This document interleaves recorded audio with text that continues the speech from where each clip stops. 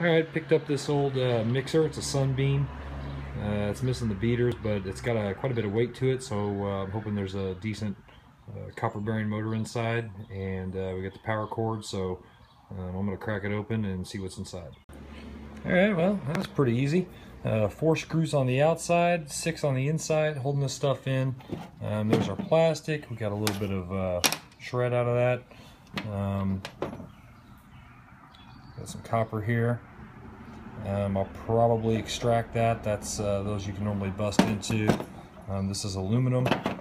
I got some more copper here. I'll definitely be pulling out some copper wire, a little bit of brass, and of course the plug-in.